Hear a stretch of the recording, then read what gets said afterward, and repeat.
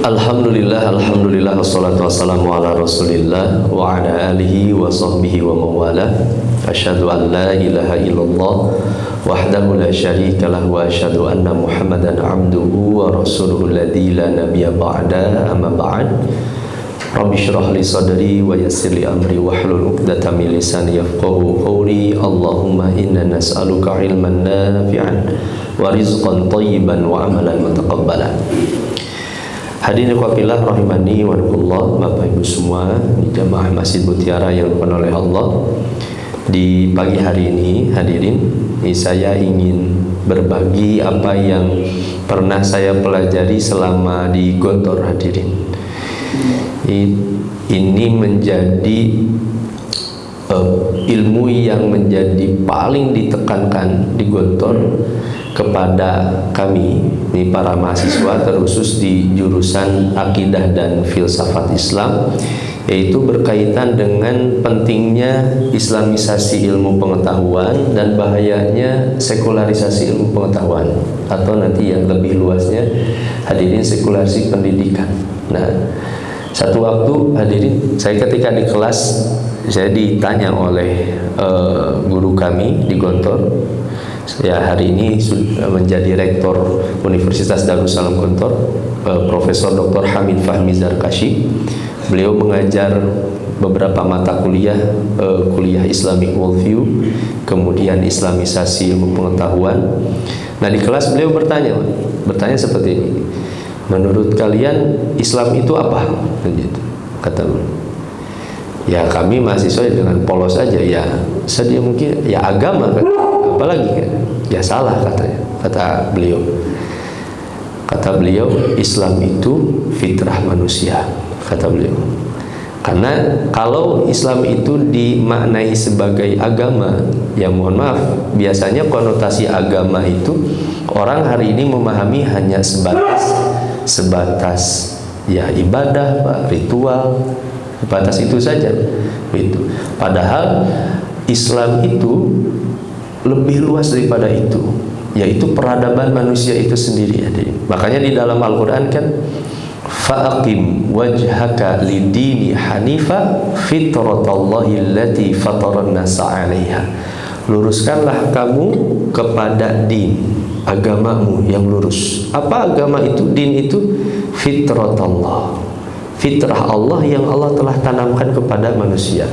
Maka sederhananya hadirin, Islam itu adalah memang aturan yang sesuai dengan fitrah kita, Pak. Ketika seorang melepaskan fitrahnya, maka pasti hadirin ada kerusakan dalam aturan kehidupannya, dalam masalah sosial, dalam masalah pendidikan, dalam masalah ekonomi. Islam itu bukan hanya ada di masjid, tapi Islam itu harus terwujud dalam hadirin aktivitas kita, dalam pekerjaan, dalam berbisnis, dalam berkuliah, berada di pasar, dalam berkeluarga. Islam itu lebih luas dari itu. Ini Asmaul Husna yang kita pelajari pun kan kita terasa, Pak. Kita mengkaji Allah itu bukan semata-mata kita tahu nama-nama Allah, tapi bagaimana Allah itu terwujud dalam seluruh aspek kehidupan kita. Al-Alim misalnya, kita faham sekali bahwa Allah zat yang memiliki ilmu dan memberikan ilmu kepada kita semua. Nah, hadirin ikhwati iman, apa sekularisasi itu?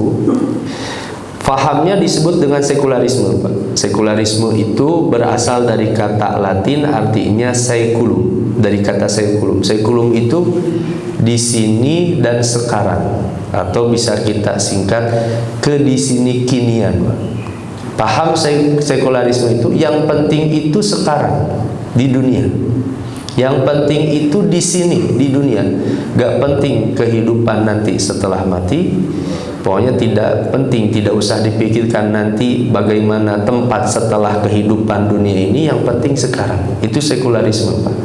Nah, sekularisme ini datang dari faham-faham barat yang merasuk ke pendidikan-pendidikan kita, dan itu tidak disadari oleh kita, Pak. Dan memang halus sekali, dan saya sampaikan bagaimana sejarahnya hadirin, kenapa sekularisme itu begitu kuat di dunia barat kemudian masuk ke dalam pendidikan kita. Hadirin Bapak Ibu sekalian, saya ingin berikan pengantar satu ayat, Pak.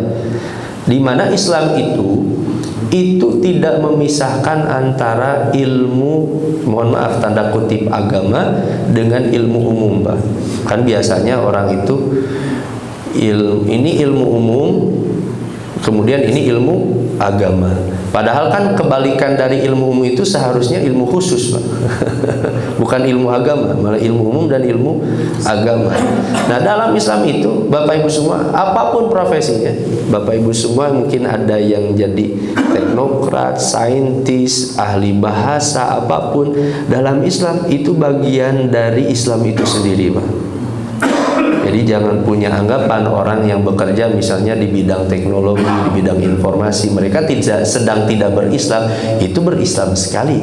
Hanya hadirin, nah, Islam itu nanti akan menanamkan nilai-nilai moral, hadirin. Bagaimana dalam setiap aktivitas teknologi, pendidikan itu. Lihat apa kata Allah di dalam Al-Quran. A'udzubillahi minasyaitonirrajim. Ya'lamuna adh-dhahiran minal hayati dunya wa hum 'anil akhirati hum ghafilun. Mereka hanya mengetahui zahir-zahir kehidupan dunia. Insya Allah Bapak Ibu semua kalau di sini selamat, Pak. Tapi tidak sedikit orang tua yang menuntut anaknya supaya pintar, belajar tadi tanda kutip ilmu umum, dan itu karena punya pandangan suksesnya anak itu ketika dia bisa bekerja, orang pintar, agamanya diajarkan, mohon maaf, tentang akhiratnya, tentang siapa Allah, tentang hakikat manusia, tentang Al-Quran, itu diajarkan seadanya, Pak. Nah, itu kan secara tidak langsung memisahkan ilmu itu.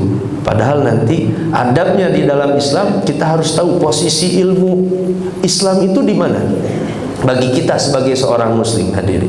Dan ilmu-ilmu yang lain, ilmu tadi sosial, ilmu sains, ya, teknologi dan sebagainya, itu posisinya di mana bagi seorang muslim? Itu harus paham. Wa hum 'anil akhirati hum ghafilun. Tapi mereka terhadap kehidupan akhirat itu begitu lalai. Hati-hati, hadirin. Kita mendorong anak-anak kita supaya mereka pintar di bidang keduniawiannya, tapi mereka bodoh dalam agamanya, Pak. Bodoh dalam akhiratnya. Mereka tidak tahu siapa mereka sendiri. Manusia itu siapa? Apa hakikat kehidupan ini? Apa hakikat kehidupan setelah akhirat? Siapa Nabi itu? Apa sih fungsinya Al-Quran? Padahal semua itu kan sudah dijelaskan oleh para ulama itu sendiri. Dan Allah sudah turunkan Al-Quran kepada kita. Hadirin Bapak Ibu semua oleh Allah. Nah, ketika tadi seorang melepaskan keislamannya, Pak, pasti moralnya rusak. Pasti ada ketidakberesan dalam kehidupan dunia ini. Ini saya memberikan beberapa fenomena hari ini, Bapak Ibu semua. Nih, hari ini di Indonesia, Pak. Dulu saya pernah baca ada satu berita. Nih di Garut ada ribuan orang, ini siswa Garut itu tergabung dalam komunitas LGBT di Garut. Ribuan siswa, ada komunitas LGBT. Nih Bapak Ibu semua tahu LGBT apa, Pak? Lepet, gehu, bala-bala, tempe mendoan, Pak. Itu LGBT.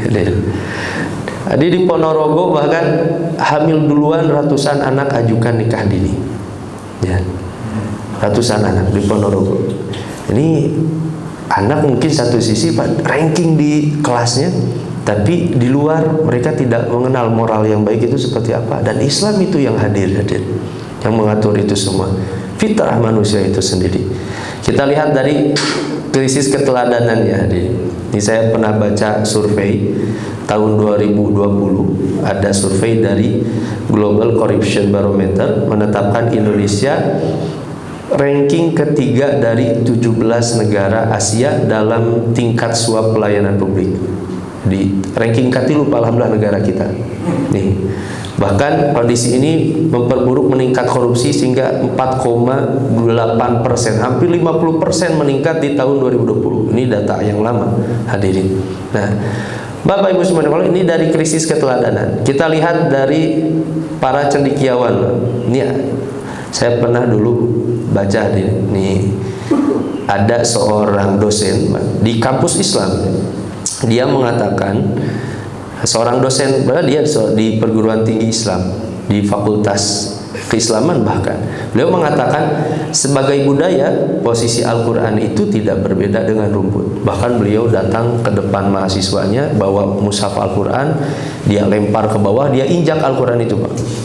Kata dia, karena kalian harus terbuka pikirannya bahwa Al-Quran ini ya tidak berbeda dengan produk-produk manusia.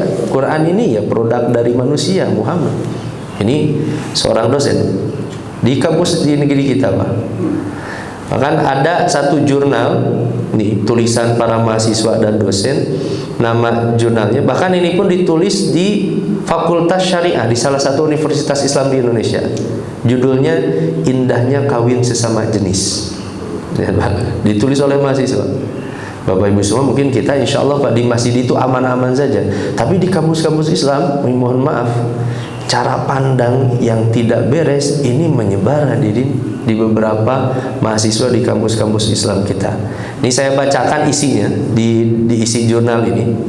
Ia mengatakan hanya orang primitif saja yang melihat perkawinan sejenis sebagai sesuatu yang abnormal dan berbahaya. Jadi bapak-bapak kalau menganggap perkawinan sejenis itu tidak baik, berarti kita ini orang primitif, Pak. Jadi orang terbelakang itu.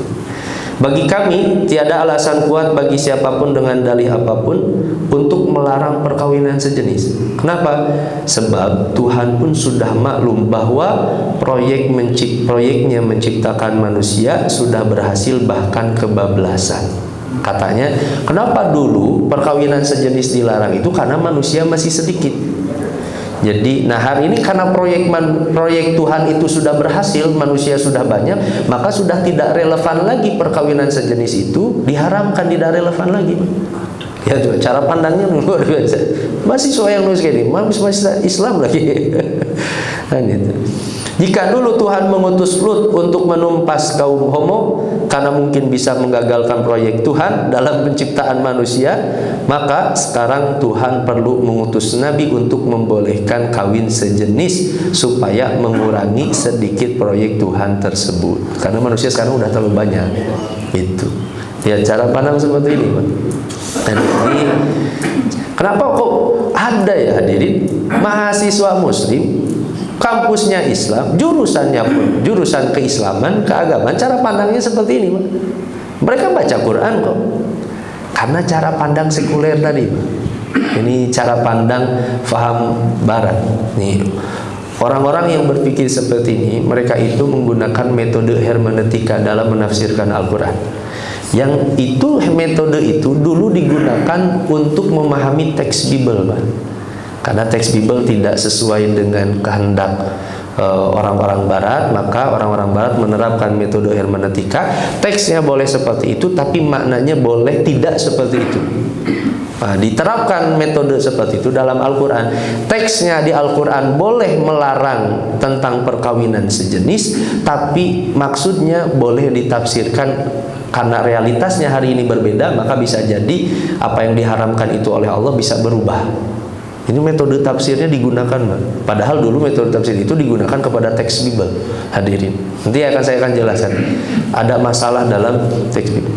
Atau ada satu buku, ini judulnya Tuhan Izinkan Aku Menjadi Pelacur. Nih, di buku ini apa bedanya pelacur dengan perempuan yang berstatus istri? Posisinya sama. Mereka adalah penikmat dan pelayan, mohon maaf, seks laki-laki, katanya. Seks akan tetap bernama seks meskipun tidak dilakukan dengan satu ataupun banyak orang. Ada lagi hadirin, ini disertasi, tulisan disertasi doktor tingkat doktoral di kampus UIN Sunan Kalijaga, Yogyakarta. Dulu bahkan sempat viral ya, cepat serai, dan ini sempat ramai sekali hadirin. Beliau dalam disertasinya itu mengambil konsep milkul yamin. Milkul yamin itu hadirin ya seorang hamba sahaya yang dimiliki. Dengan dalil itu beliau berkesimpulan bahwa boleh menikah tanpa akad selama ridho dan selama saling meridhoi dan selama suka saling suka. Itu di kesimpulan disertasinya. Jadi sederhananya beliau membolehkan pernikahan tanpa akad, Pak. Itu beliau kesimpulannya dari ayat-ayat Quran yang beliau pahami. Kemudian beliau, padahal beliau itu, ini kata guru kami Bapak Dr. Adian Husaini, hadirin, beliau itu punya pesantren Pak, ratusan santri Pak. Beliau punya ratusan santri, punya pesantren. Beliau punya cara pandang seperti itu. Nah hadirin Bapak Ibu subhanahu wa Allah, nih apa problem umat Islam hari ini? Makanya ini kata seorang pemikir besar yang ini jadi tokoh besar kami di Gontor, menjadi panutan kami, yaitu Syekh Muhammad Naqwi Balatas. Beliau pemikir dari Malaysia, hadirin, bahkan pernah mendapatkan penghargaan internasional. Beliau pernah menyampaikan hadirin tentang konsep pendidikan Islam di Mekah dulu tahun 70-an, hadirin, bersama para pemikir-pemikir dunia, namanya Syekh Muhammad Naqwi Balatas. Nah, Syekh Muhammad Naqwi Balatas ini gurunya guru-guru kami di Gontor. Nah, beliau mengatakan di bukunya, ada satu buku beliau yang penting sekali ya, Islam and Secularism. Memang bukunya bahasa Inggris Pak, Islam dan Sekularisme. Nah, problem hari ini umat Islam itu adalah ada di masalah ilmu pengetahuan. Bapak Ibu semua, kita di masjid insya Allah Pak aman saja. Di pesantren-pesantren selama ustadznya benar aman saja apa yang diajarkan. Tapi di kampus-kampus Islam, hadirin, Islam yang diajarkan itu bermasalah, hadirin. Islam yang diajarkan itu bermasalah. Atau ya tadi tidak bermasalah, mungkin tidak holistik, tidak memahami dengan benar. Maka kata beliau, ilmu pengetahuan modern hari ini itu tidak bebas nilai, sebab dipengaruhi oleh pandangan-pandangan keagamaan, kebudayaan, dan filsafat yang mencerminkan kesadaran dan pengalaman manusia barat. Di ilmu-ilmu tadi yang tanda kutip ilmu umum yang dipelajari oleh anak-anak kita kan, hadirin, di kampus-kampus itu kan terlepas dari ilmu keagamaan Pak. Seolah-olah ilmu agama itu tidak ada kaitannya sama sekali dengan ilmu sejarah, ilmu sosial Pak, ilmu politik, ilmu ekonomi, ilmu pendidikan. Ini yang rusaknya ilmu itu di sini Pak. Padahal kita tadi, seorang muslim itu jangan hanya memahami Islam itu hanya sebatas ritual, enggak. Islam itu tadi sebagai fitrah manusia, cara memandang bagaimana politik yang ideal di dalam Islam. Para ulama sudah banyak menulis, hadirin, tentang kitab-kitab bagaimana konsep politik di dalam Islam. As-Siyasah Asyariyahnya karya Imam Ibnu Taimiyah, ada Al-Ahkam As-Sultaniyah karya Al-Mawardi, itu dalam bidang politik Islam. Dalam bidang ekonomi banyak para ulama sudah menulis dalam bidang-bidang itu. Nah, hari ini anak-anak kita, mereka mempelajari ilmu politik, mereka lepas dari konsep-konsep keislaman, hadir, karena mereka menganggap ya ilmu politik itu apa yang dilahirkan, digagas oleh manusia. Padahal Al-Quran yang kita baca itu adalah sebagai sumber peradaban itu sendiri Pak. Jadi saya pernah menulis satu jurnal tentang konsep kepemimpinan di dalam Islam Pak. Saya ambil dari karya-karya tentang kitab-kitab politik para ulama, dan para ulama itu punya cara pandang luar biasa sekali, hadir. Hari ini kan lihat Pak, politik hari ini difahami sebagai mencari kekuasaan seluas-luasnya, sebesar-besarnya dengan menghalalkan segala cara. Politik itu kan hari ini seperti itu. Padahal di dalam Islam kan tidak seperti itu. Politik itu mulia sekali di dalam Islam itu, hadirin. Nah, ini kan yang cara membedakan. Kenapa hari ini orang ketika mempelajari ilmu politik akhirnya menjadi jatuh seperti itu? Karena berasal, hadirin, dari cara pandang Barat. Bagaimana Barat, peradaban Barat memahami politik, bagaimana Islam memahami politik itu sangat berbeda sekali. Bagaimana Islam memahami ekonomi dan bagaimana Barat memahami ekonomi, itu Barat berbeda sekali, hadirin. Barat hari ini mungkin dengan kapitalisme, tapi lihat bagaimana Islam memahami ekonomi, berbeda sekali. Nah, oleh karena itu, nih beliau mengatakan perlunya mengislamkan ilmu pengetahuan masa kini dengan mengislamkan simbol-simbol linguistik mengenai realitas dan kebenaran. Sederhananya, hari ini anak-anak kita, hadirin Bapak Ibu semua, penting sekali, pertama, pondasi keislamannya harus kuat Pak. Dia faham Al-Quran dengan betul, faham hadis, faham karya-karya para ulama. Tapi memang itu tidak mudah sekali Pak.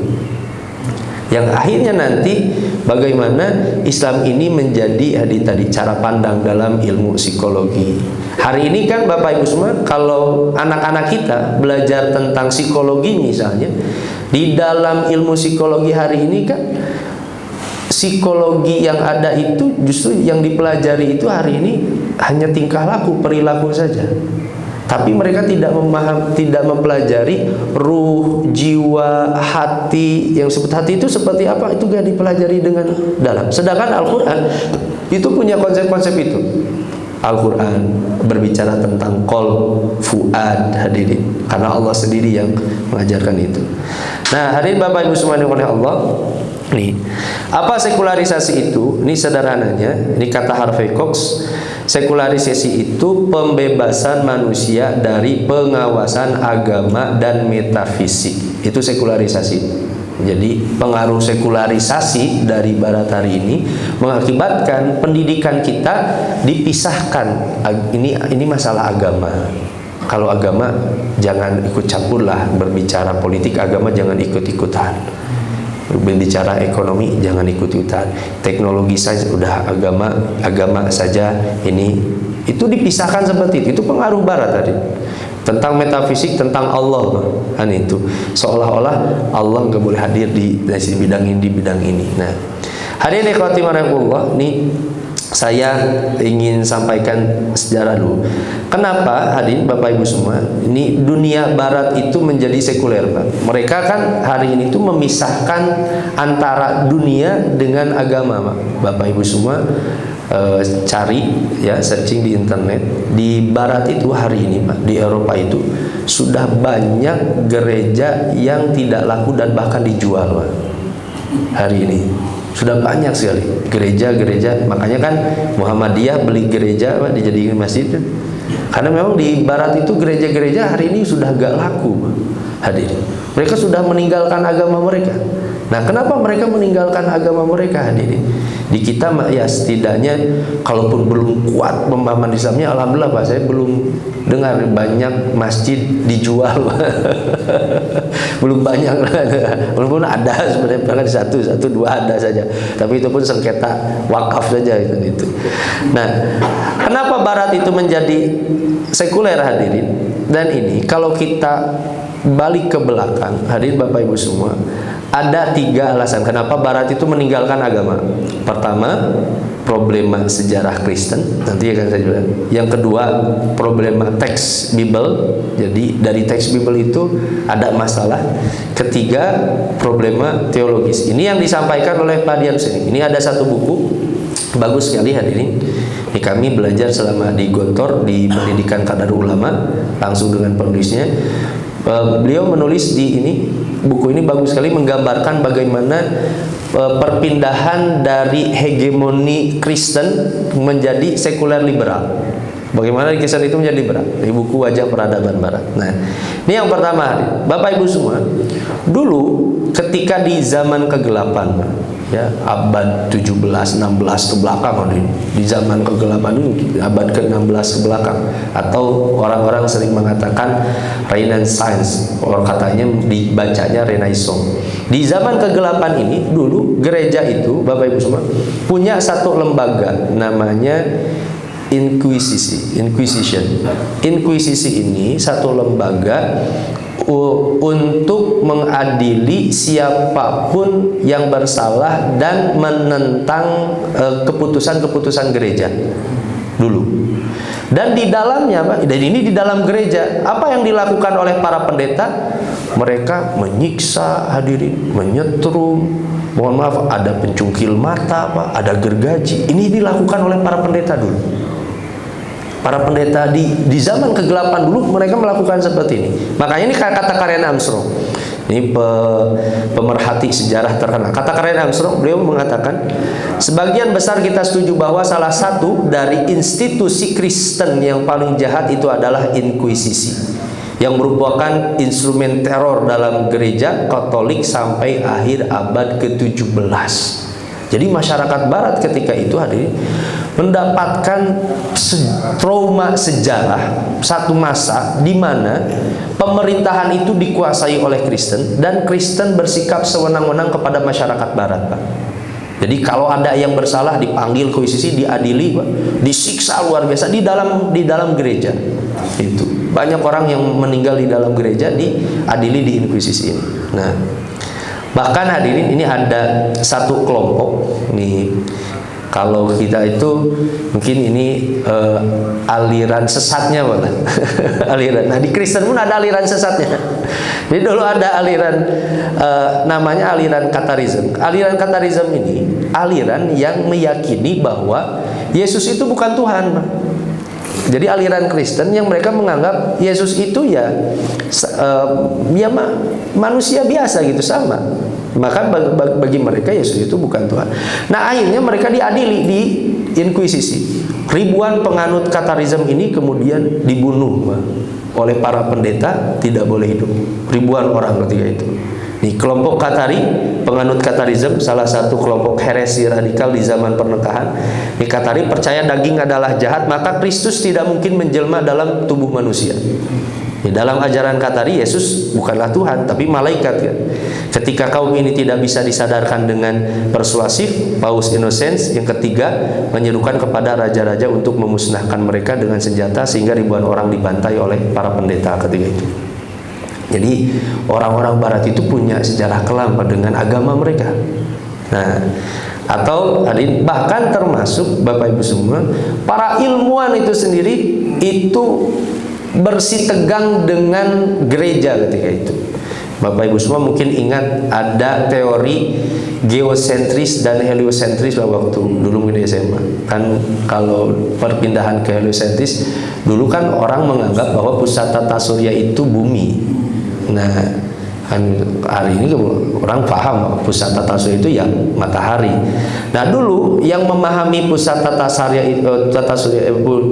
itu bumi itu adalah gereja. Karena gereja menganggap manusia itu mulia, maka manusia itu menjadi pusat tata surya. Nah, para ilmuwan ya menelitilah, Pak. Sesuai dengan penemuan ilmiah mereka berbeda dengan pendapat gereja. Siapa saja? Galileo Galilei, Nicholas Copernicus, Giordano Bruno. Bahkan ini Giordano Bruno, ini pengagum Copernicus itu kan pencetus heliosentris itu Copernicus, Pak. Seorang ilmuwan yang memahami ini pusat tata surya itu matahari. Giordano Bruno bahkan diadili di Inquisisi, kemudian dibakar hidup-hidup di dalam gereja. Nah, hadirin Bapak Ibu semua, karena peristiwa-peristiwa inilah kemudian orang-orang Barat, Pak, jengah dengan agama, Pak. Orang-orang Barat punya trauma dengan agama.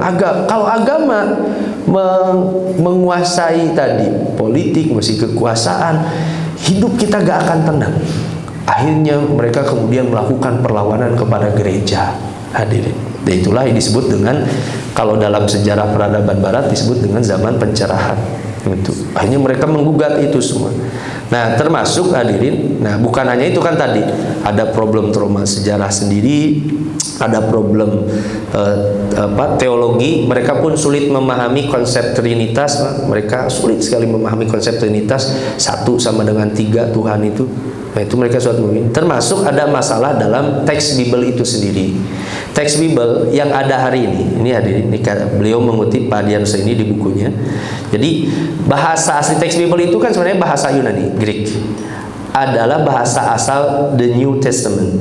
Nih, beliau ada seorang peneliti Mesder menunjukkan rumitnya problema kanonifikasi teks Bible dalam bahasa Greek. Bahkan ada sekitar 5.000 manuskrip naskah kuno Bible yang itu berbeda antara satu dengan yang lainnya. Ada 5.000 naskah kuno yang itu satu dengan satunya itu berbeda, bahkan berkontradiksi.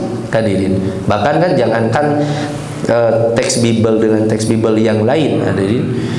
Dulu saya pernah dengar ceramahnya Zakir Naik, Pak. Sekarang kan sedang berkunjung di Indonesia. Zakir Naik pernah mengatakan ada satu, anggaplah satu ayat atau ayat di teks Bible itu yang ya satu ayat kalau dirunut secara sejarah itu ayat dengan ayat ini, kalau diurut secara sejarah, ada di Bible itu seorang anak yang lebih dulu lahir daripada bapaknya. Kan itu kontradiksi sekali, Pak. Jangankan dalam kehidupannya tadi, dunia sinetron pun kayaknya belum ada Pak ini. Di dunia sinetron anak lebih dulu lahir daripada bapaknya. Itu kontradiksinya. Nah, masyarakat barat memahami kitab suci mereka pun mereka punya masalah Pak. Satu, mereka sulit memahami, banyak kontradiksi dalam Al-Quran itu. Dan itu kan jaminan Al-Quran Pak. Bahwa Al-Quran Bapak Ibu cari, nggak akan ada satu ayat pun yang kontradiksi Pak. Itu sudah dibuktikan hadirin. Nah, makanya ada celotehan dulu hadirin Bapak Ibu semua. Ini dalam bahasa Inggris. Nih, mohon maaf saya kurang bagus bahasa Inggris. Apa kata ini celotehannya, ejekan ini anekdotnya orang-orang barat ketika itu. Beware of a woman if you are in front of her, a mule if you are behind it, and a priest whether you are in front or behind. Waspadalah terhadap seorang wanita jika Anda berada di depannya. Dan waspadalah terhadap seekor keledai jika Anda berada di belakangnya. Dan waspadalah terhadap seorang pendeta baik di belakang ataupun di depannya pendeta. Ini ejekannya orang-orang barat dulu, saking gak sukanya sama pendeta Pak. Dulu ya kan, termasuk jual beli dosa Pak.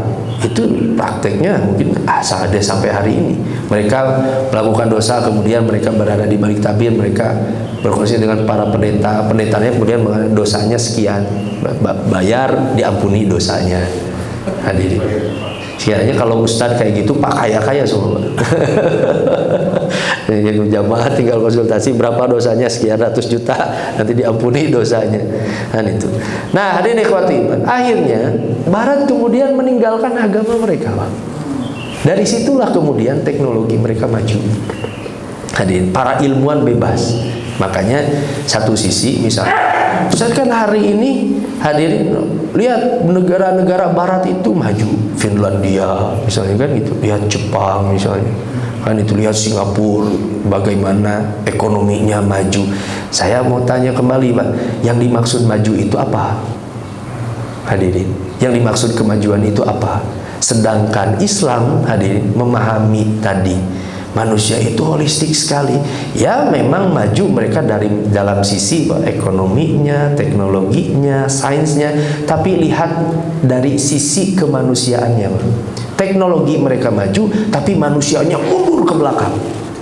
Serius Pak. Di Jepang itu tingkat bunuh diri sangat tinggi sekali. Di Jepang itu Pak, sangat tinggi. Di Jepang tingkat perkawinan itu rendah sekali. Anak-anak muda di Jepang gak mau menikah Pak.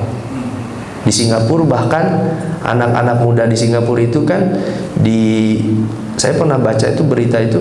Jadi pemerintah Singapura siap membiayai siapapun warga negaranya yang menikah dan punya anak, siap dibiayai. Bahkan sampai 100 juta kalau nggak salah Pak. Itu Singapura sampai, kenapa? Karena anak-anak muda di Singapura itu gak mau punya anak Pak. Lihat bagaimana kesenjangan sosial di Amerika. Kesenjangan sosial, bagaimana bebasnya narkoba di sana, hadirin. Bagaimana kriminalitasnya tinggi sekali hadirin di Amerika itu, kriminalitas. Lihat juga bagaimana apalagi mohon maaf ya, kehidupan bebas hadirin. Memang teknologi maju, tapi manusianya mundur hadirin. Itu konsekuensinya ketika mereka meninggalkan agama. Nah, hadirin ikhwati rahimakumullah, Islam itu tidak memisahkan itu semua. Semua aspek dalam Islam itu penting dan semua aspek itu bagian dari keislaman. Makanya dalam Al-Qur'an, "Qul inna sholati wa nusuki wa mahyaya wa mamati lillahi rabbil alamin." Sungguh salatku, nusuk ya, ibadahku, kemudian kehidupanku, kematianku itu milik Allah Subhanahu wa taala. Seluruh aspek ini kita terhubung. Nah makanya ini kata Syekh Muhammad Iqbal Attas, pengaruh sekularisasi ini pertama, the corruption of knowledge. Konsep ilmu kita rusak Pak. Ilmu politik kita rusak, ilmu ekonomi kita tadi kapitalis. Ilmu politik kita, yang politik itu hanya digunakan untuk mencari kekuasaan, harta, hanya itu saja, karena konsep ilmunya rusak. Pendidikan pun akhirnya rusak. Pendidikan hari ini jadi industri Pak. Pendidikan hari ini hanya mengeluarkan ijazah, bagaimana anak itu nanti bisa bekerja dengan baik, itu kan keliru. Padahal pendidikan dalam Islam itu, pendidikan itu menjadikan manusia itu manusia yang benar, hebat, mulia Pak, beradab. Itu holistik sekali konsepnya. Yang kedua, the loss of adab, hilangnya adab. Adab di sini bukan sopan santun, hadirin. Ini lebih dalam daripada itu sendiri. Istilah adab di dalam Islam itu termasuk cara berpikir yang benar. Karena konsep ilmunya rusak, jangan heran kalau cara berpikirnya tadi Pak, menghalalkan LGBT, membolehkan tadi pernikahan, hadirin, tanpa akad Pak. Karena konsep ilmunya rusak. Nah ini pengaruh dari sekularisasi, akhirnya dipisahkan agama dan dunia itu. Nah hadirin Bapak Ibu sekalian oleh Allah, ini saya singkat saja. Nah di sini kemudian, maka pentingnya kita menanamkan nilai-nilai ini hadirin kepada anak-anak kita, keluarga kita, tentang worldview, bagaimana Islam itu menjadi cara pandang kehidupan. Gitu. Jadi cara pandang kehidupan. Nih.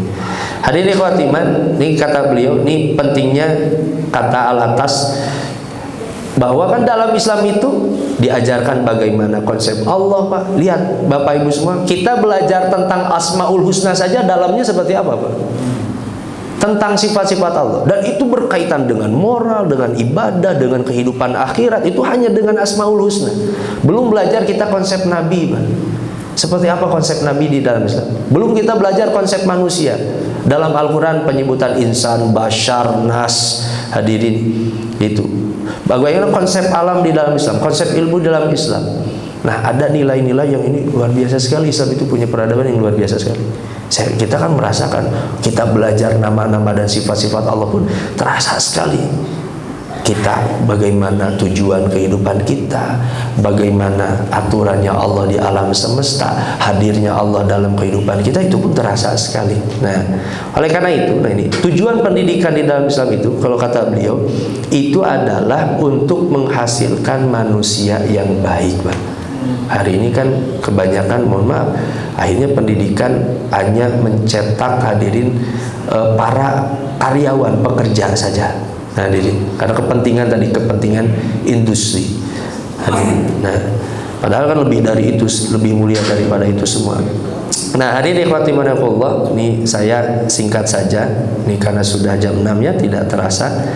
Nih, saya ingin tutup dengan nasihatnya dari Muhammad Nasir. Bapak Ibu semua mungkin kenal ya, di masanya Perdana Menteri pertama kita.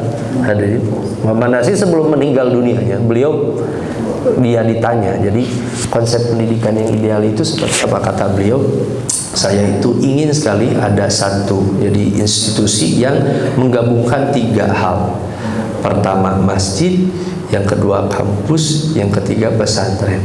Itu hanya isyarat tempatnya. Jadi maksudnya apa?